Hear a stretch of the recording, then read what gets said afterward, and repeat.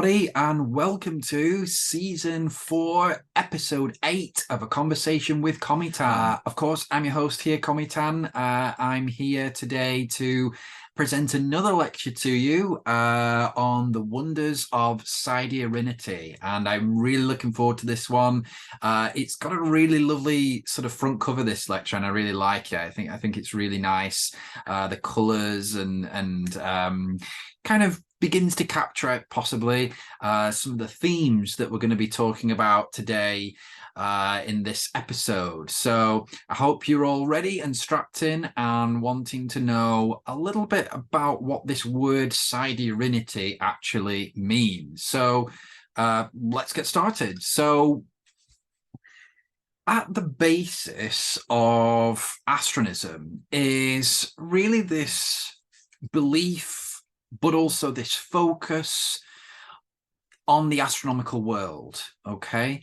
And a lot of the reasons for that focus, this sort of cosmocentrism, which is what the technical term for this focus on the astronomical world, a lot of the reasons for that is, or has been observed in the world and in history. And this is how astronists understand reality. So maybe I've got off on a little bit of a tangent there, but astronists view the beginnings of human life, but especially life in general, to be integrated with the astronomical world, okay? So life originates from the furthest reaches of space as part of a dispersion of microorganisms that are carried by celestial vessels, which of course may manifest as comets, for example. This is what we call the panspermian hypothesis, or the panspermian theory, which is a pre-astronist theory. So it doesn't actually, it didn't emerge with astronism, of course, but astronism has adopted it, or a version of it, into astronist philosophy and belief. And these vessels, these comets, have been traveling through space for millennia, and they eventually, or one eventually crashed to the Earth or to different planetary bodies. And in doing so, they released their passengers sealed in ice. So those passengers, of course, I'm referring to are the microorganisms. Okay. And in astronism, these celestial vessels are called comets of life. And of course, one of these comets crash landed to Earth about 3.7 billion years ago, which led to the evolution of life on this planet. And as I've just mentioned, you know, this is the panspermian and exopanist view of the origins of human life. Namely that Tellurian life, or Earth life, originated from a comet of life, from far beyond Earth, among the stars, essentially. Now, the exopanist, or exopanism, the exopanist view, or exopanism, makes a definite connection between the celestial, or the terrestrial, and the extraterrestrial, or the celestial and the mundane, if you will, with regards to the origins of life. So there is that connection there, that very strong connection that is made between the astronomical world and the world here, the terrestrial world, the life that exists here on Earth. And so this sort of connection, this sort of lineage, you could say, of life is what is used as the basis of a lot of astronist philosophy, particularly regarding sort of cosmocentrism, cosmocentricity, also beliefs about returning to the stars upon death, for example. So in order to understand some astronist beliefs and concepts, it is important to understand that astronists view sort of human life, but particularly all life, as having an astrogenic origin, okay? That life emerged from among the stars, and so then life will return to the stars. And of course, that then influences the astroeschatology, okay? So we've got these ideas of the beginnings of life, and of course, this then influences the Astronist philosophy, the Astronist theory of salvation, and also sort of the relationship between humanity and divinity as well. So this astrogeny of human life then influences, as I said, the Astronist understanding of salvation, humanity's place in the universe, humanity's relations with divinity even, okay?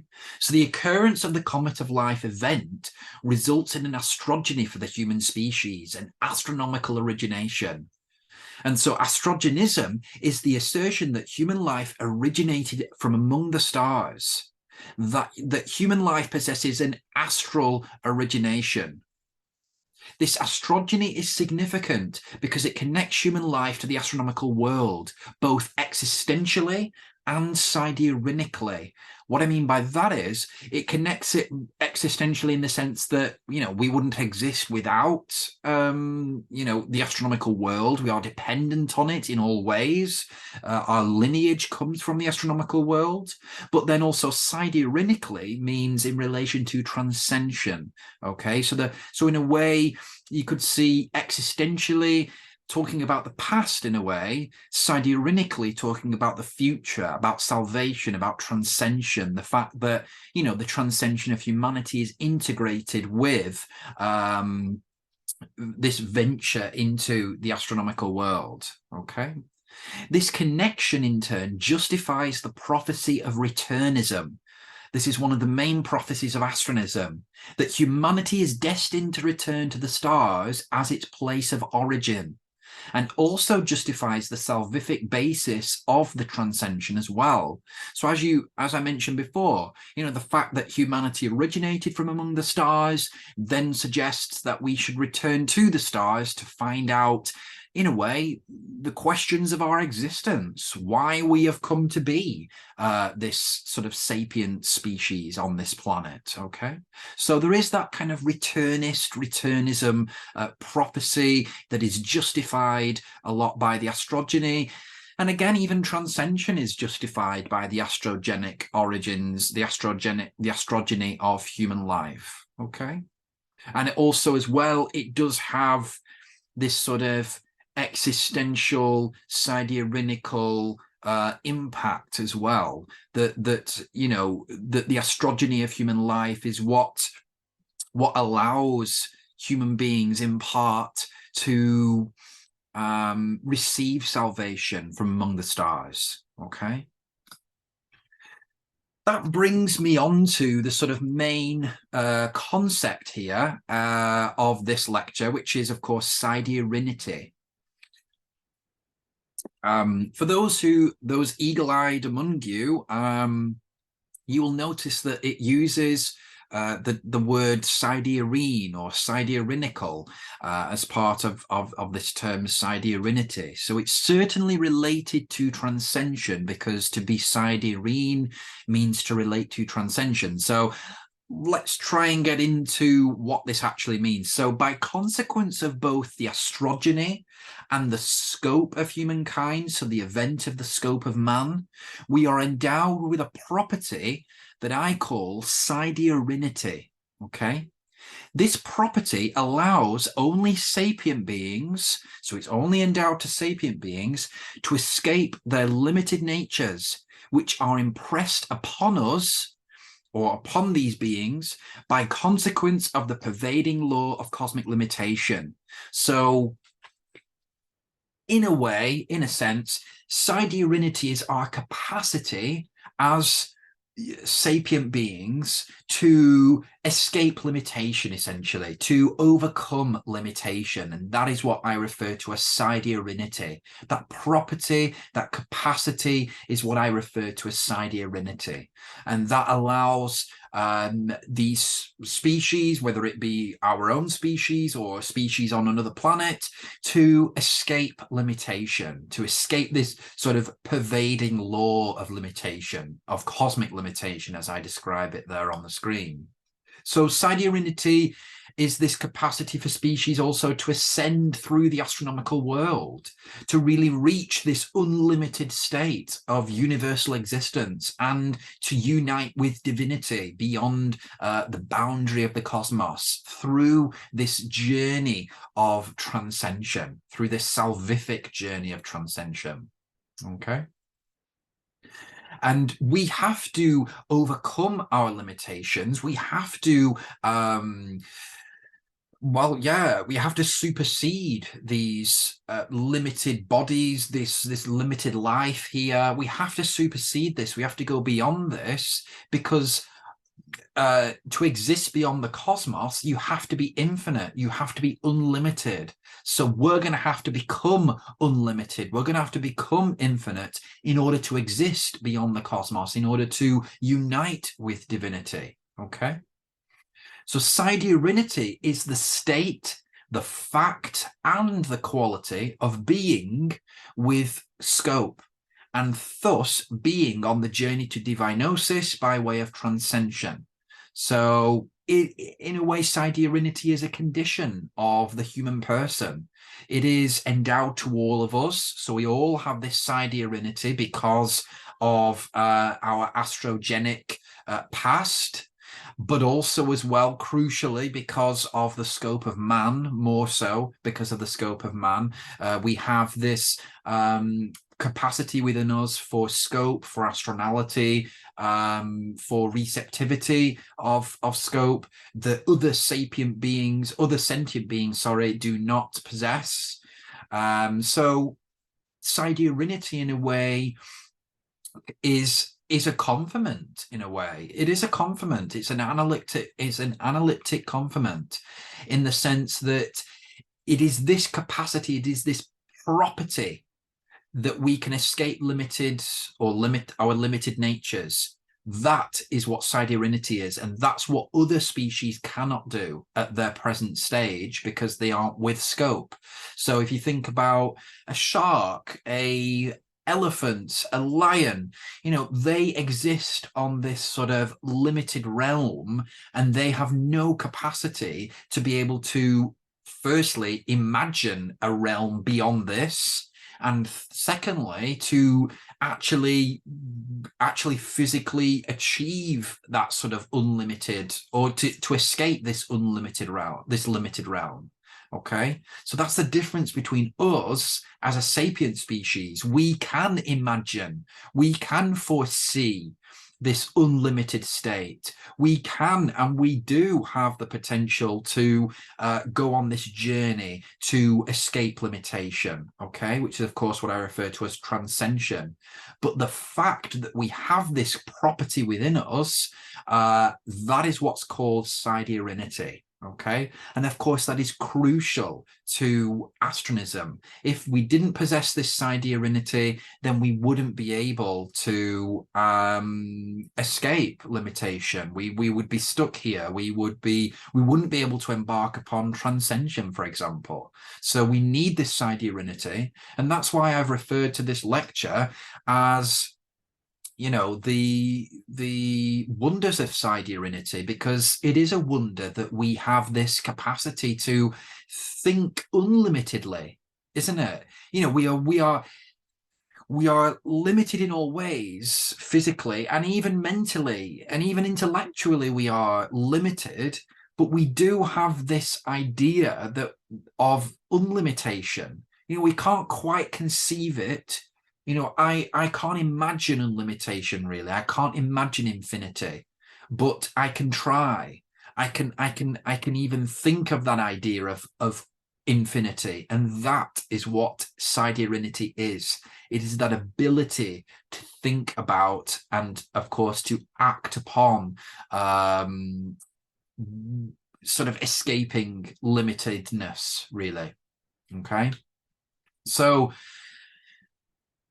what it's all in, this is all integrated really with the sapient status of particularly human beings. So we have to kind of look back at the beginnings of sapience, really. So the property of siderinity is dependent firstly on the astrogeny of a species, the fact that a species originates from among the stars, the species, that the life from which that species has evolved originally came from among the stars, came from outer space, and so we return to that.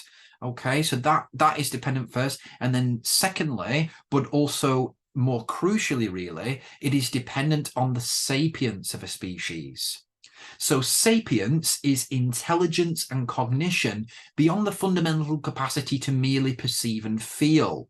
Now, that is what I refer to as sentience, okay?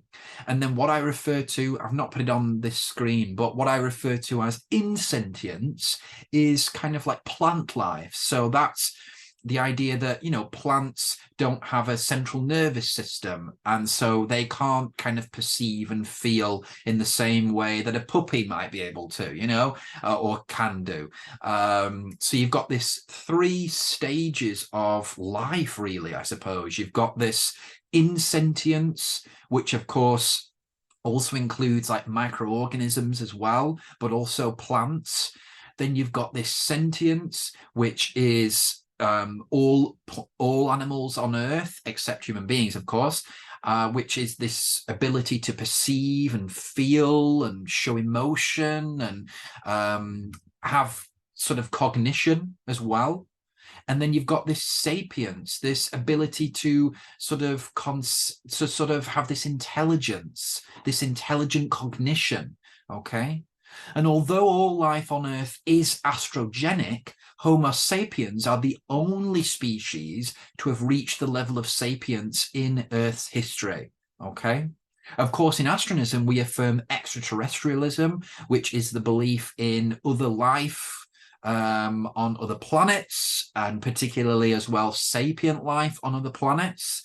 But in terms of Earth's history, human beings are the only sapient species to have evolved, okay? And so there's a lot of exploration as to why that might be in Astronism, and there's this idea of the preferment, but that's for another video. But the point is that we as human beings are different. We do have different capacities to other beings and plants on Earth, and this is observable.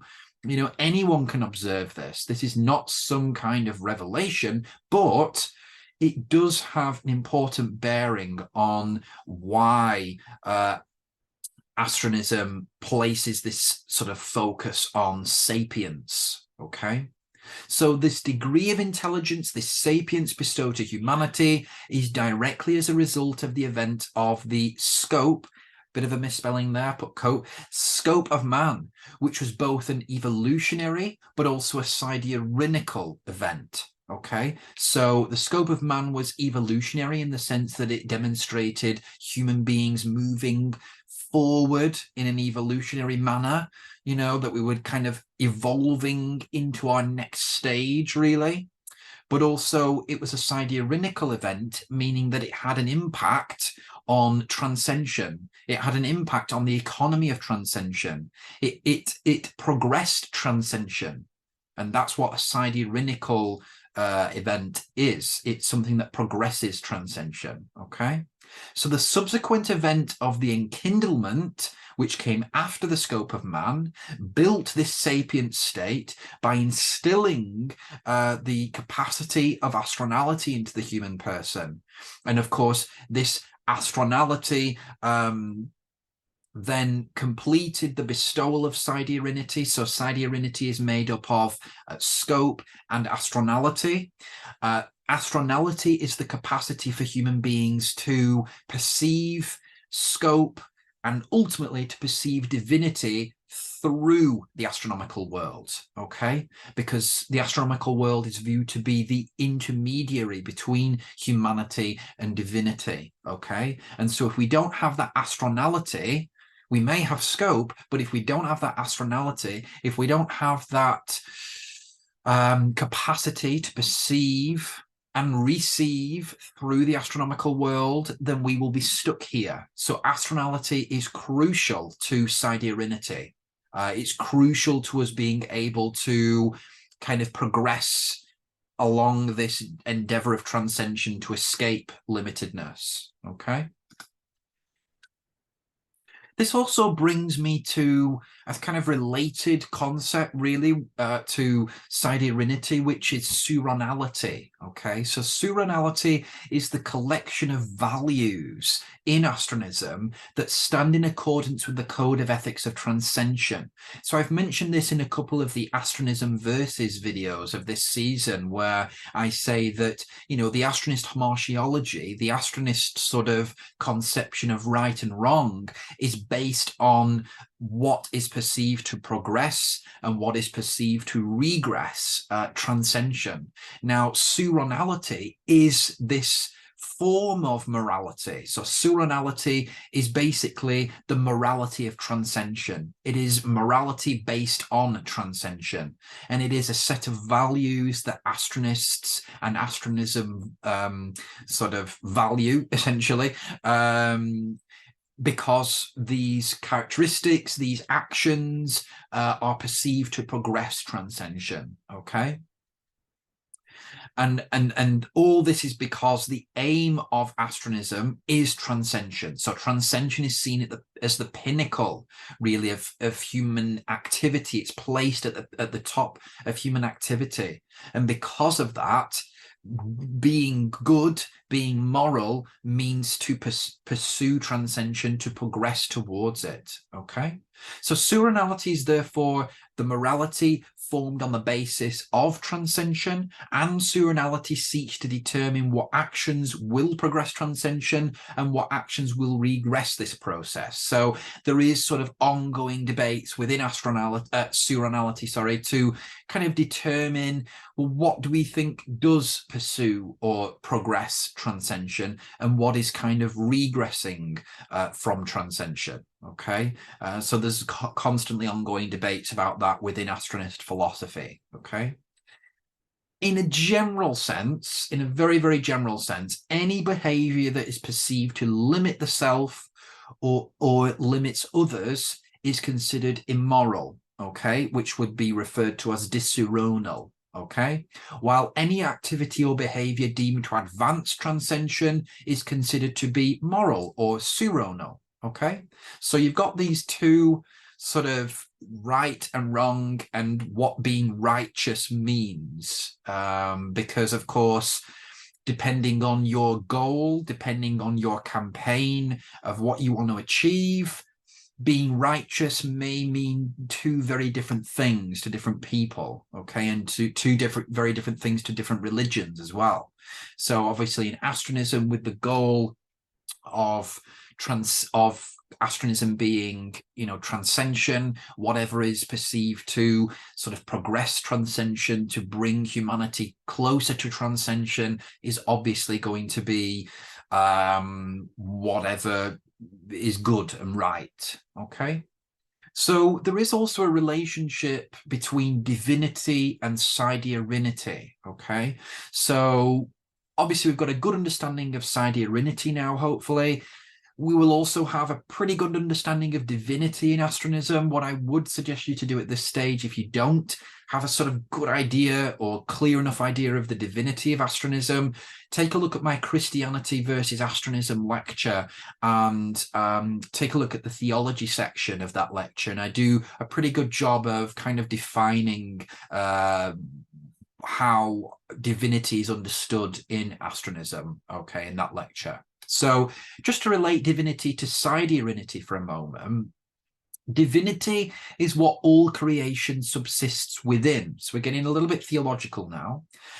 And it's also what all creation proliferates from. while divinity exists independently from its limited creations, okay? Divinity is also the opposite of limitedness in all ways. It is infinite and formless, okay? So it's everything that we aren't, basically. That's what divinity is. And that's a pretty handy way of trying to conceive of what divinity is. It's everything we aren't. It's still difficult to kind of imagine that, but it serves the purpose of kind of contrasting us from what exists beyond the cosmos, really. So divinity intervenes in its cosmoses, but does not interact or manifest except in its dispensation of scope for the purpose of uniting to its preferred sapient species at the completion of transcension. So what I'm trying to say there is that the divine intervenes in the cosmos for the sole purpose of getting sapient species to achieve transcension, to progress along with the transcension, okay? And that's why the divine interacts with humanity. That is also different from other religions like Christianity, where the divine may interact for various other different reasons, other than just one reason. Whereas in Astronism, there is only one reason. There is only one kind of form of interaction, really, between divinity and, you know, sapient beings like myself and like yourselves. The only purpose, the only form of manifestation is through this dispensation of scope. Okay, and it's for the purpose of transcension specifically.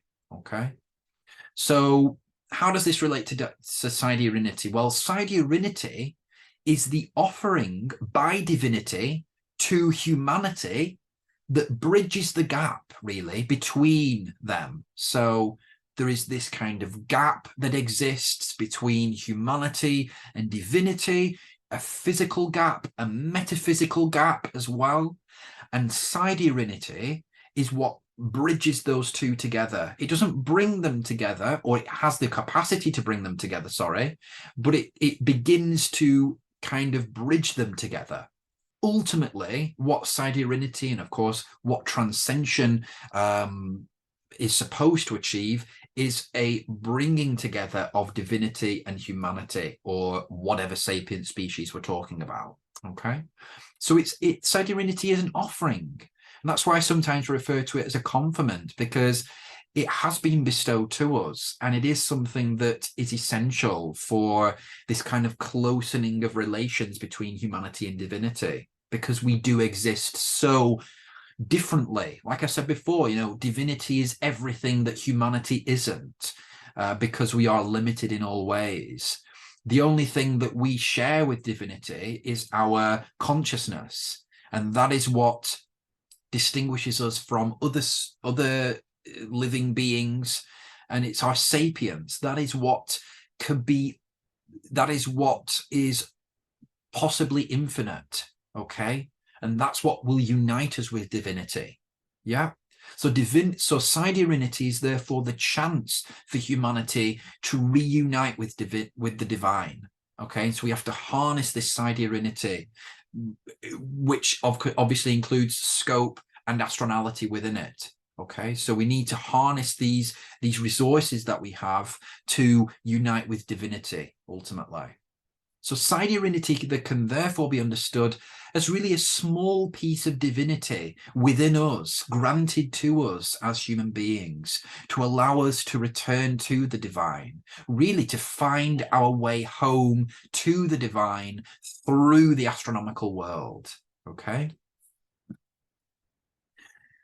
And essentially, this sort of journey of escape, this kind of journey through the astronomical world is an escape. It's an escape of limitedness.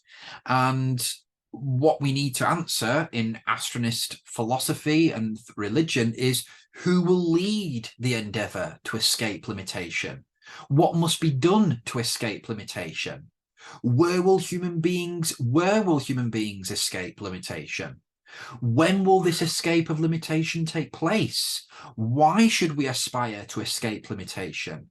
How will human beings go about escaping limitation? Okay, So that I've kind of applied the who, what, where, when, why, and how questions to astronism there. And these are the questions that we explore in Astronist philosophy, specifically analytic philosophy, trying to kind of both explain transcension, but also as well to try to justify transcension, to try to expand the transcension in a way, intellectually expand it, because I do, and I think I may have said this previously, transcension is an evolving revelation. It is not complete. It is an evolving revelation. You know how in some religions they say, well, revelation is complete, there will be no new revelation. The Catholic Church has kind of taken that stance with regards to the life of Jesus, and that sort of the nature of God. We know everything we need to know, essentially. We have all of that already. That's not how revelation works in astronism. Revelation works in astronism as a progression.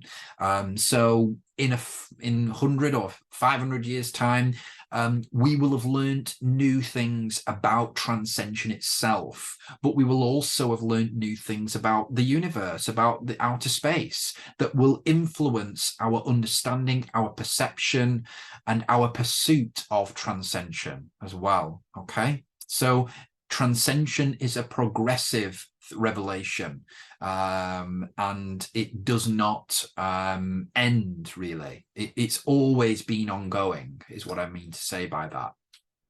So where I'm referring now to the covenant of Siderinity is the connection, really, between myself, astronists, and this kind of journey, really, to achieve transcension. And this is what I call the covenant of Siderinium, or the Siderine covenant. This is the oath, this is the commitment that astronists make to transcension at their conversion, or even at their first experience of astronality. And this is what allows them to kind of commit themselves to the Astronist community, to lead the transcension. I just spoke earlier about who's going to lead the transcension. The astronists will lead the transcension, okay? And they do that by making the oath to the Siderinium, to joining that covenant. Okay, that covenant of transcension, it's also called. There's many different names for it, but the official name is the Siderinium, or the covenant of Siderinity. This is a covenant based on this kind of offering that's been given to us by the divine, as I spoke about earlier.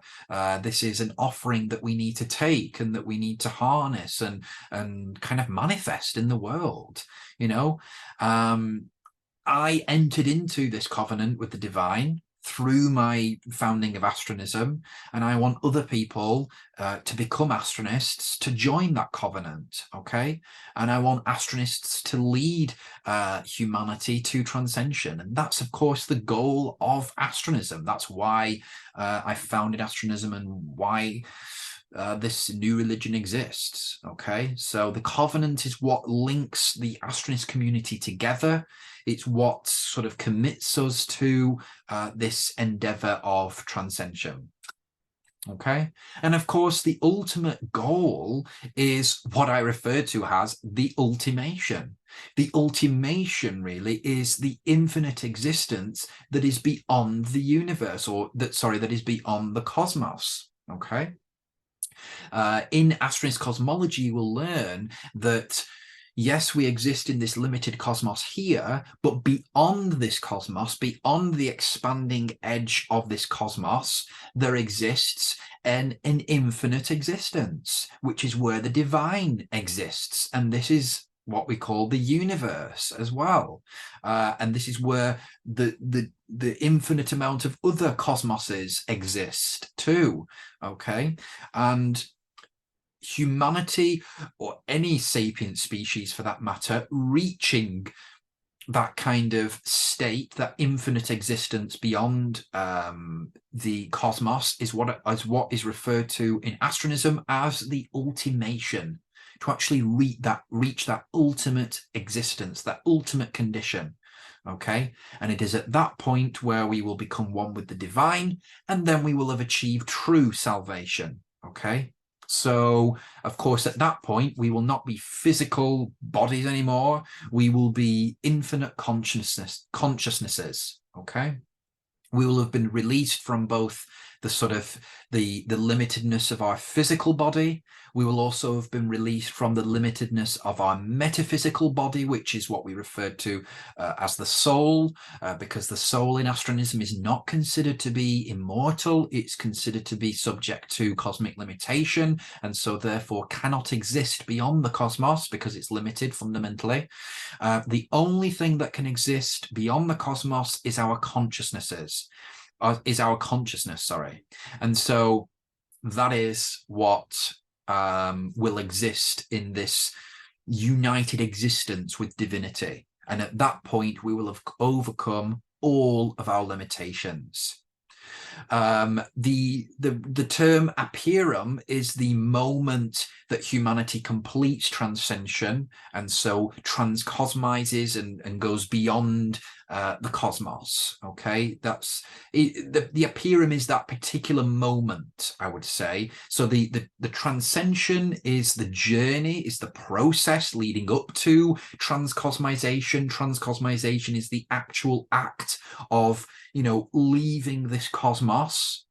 And then the apeirum is this sort of prophesied event, really, that will happen in the far human future, where human beings will complete transcension and actually transcosmize. They will leave this cosmos. They will reach beyond the cosmos. Okay.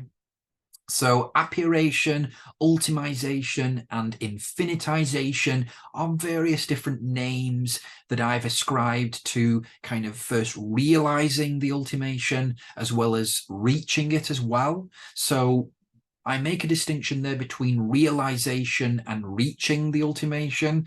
The realization part comes in the form of the kind of method that we will use. You know, how are we actually going to overcome or complete this huge feat of actually transcosmization, of actually transcosmizing? How are we actually going to do that? That is the realization. I mean, I've got ideas. I've got sort of, you know, theories as to how we might do that. But at this stage in our evolution as a species, at this stage of our transcension, we cannot know that yet. We cannot know how to achieve or reach the ultimation. And so there is a distinction between the event of the realization and the actual apeirum, where we actually, you know, reach the ultimation. Okay. What this will also do, and this is more regarding the sort of eschatology of astronism as well, and the afterlife element of astronism, upon human beings completing transcension, we will also release the consciousnesses that are, I've put souls there, but I'm more mean kind of consciousnesses that are under embargo. Consciousnesses are under embargo in the overworld right now. They are encapsulated by souls and they need to be released. The only way we can do that is through transcension. So there's this emphasis, this all emphasis on transcension at this point, and particularly transcosmization. Okay, we have to go through this process in order to release the souls of the deceased. Okay, so there is this kind of, you know, the living have to work for the salvation of the dead, essentially. There's that concept in astronism there. So reaching the ultimation also equates to divinosis, which is obviously the union of human beings to divinity, coming as one, like I was talking about earlier. You know, the idea that Siderinity is that bridging the gap between humanity and divinity. Well, the ultimation is the kind of culmination of that that coming together and that sort of union with the divine. Okay. And in a way, like I've put, manifesting human beings anew, and a formless, infinite existence that is beyond the cosmos. Okay, so there is that ultimation there that is at the pinnacle of and reason for, Siderinity as being existing. That's why the divine has granted us Siderinity, that wonderful quality within us, to escape limitation. That's why the divine has done that. The divine wants us to reach the ultimation. It wants us to realize the ultimation, and it wants us to reach it, okay, through that transcensional process. Okay, so as I have been doing at the end of each lecture this season, there are some books that you can take a look at, particularly the Astronist Statement. If you've not already done so, again, take a look at these websites. There are resources on there, and you can use them as references, of course. And then also, please take a look and sort of keep a lookout, for the System book, the Astronist System book. That should be coming at some point in 2023. What that book will be is a kind of textbook that will kind of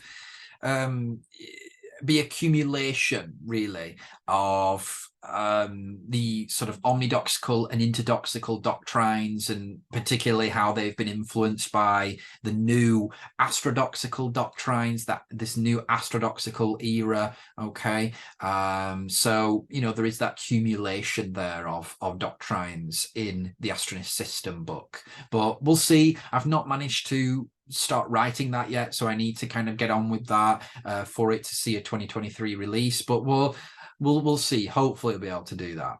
Okay, so thank you for listening, everybody, to this episode. I look forward to future episodes of this season. The season's going really well so far. I'm glad that everyone's. I'm sure everyone's going to be enjoying it, and I will see you in the next episode of A Conversation with Cometan. Okay, goodbye, guys.